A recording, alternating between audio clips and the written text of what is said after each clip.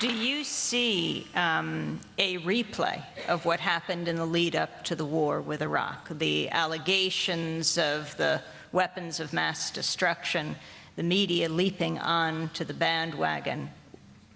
Well, in a way, but you know, history doesn't repeat itself exactly twice. What I did warn about when I testified in front of Congress in 2002, I said, if you want to worry about a state, it shouldn't be Iraq, it should be Iran. But this government, our administration, wanted to worry about Iraq, not Iran. I knew why, because I'd been through the Pentagon right after 9/11. About 10 days after 9/11, I went through the Pentagon and I saw Secretary Rumsfeld and Deputy Secretary Wolfowitz. I went downstairs just to say hello to some of the people on the Joint Staff who used to work for me, and one of the generals called me in. He said, "Sir, you got to come in. You got to come in and talk to me a second." I said, "Well, you're too busy." He said, "No." He says, "We've made the decision. We're going to war with Iraq." This was on or about the 20th of September. I said, "We're going to war with Iraq. Why?" He said, "I don't know." He said, "I guess they don't know what else to do."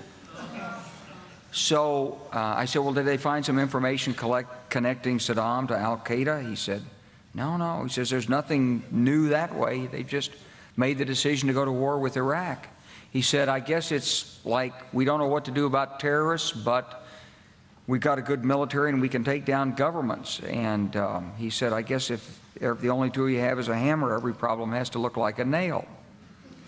So I came back to see him a few weeks later, and by that time we were bombing in Afghanistan. I said, "Are we still going to war with Iraq?" And he said, "Oh, it's worse than that."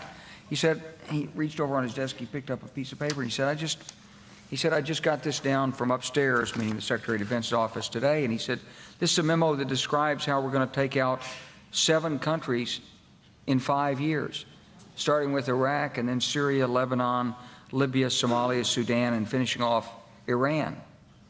The truth is about the Middle East is, had there been no oil there, it would be like Africa. Nobody is threatening to intervene in Africa. The problem is the opposite. We keep asking for people to intervene and stop it. And there's no question that the presence of petroleum throughout the region has sparked great power involvement.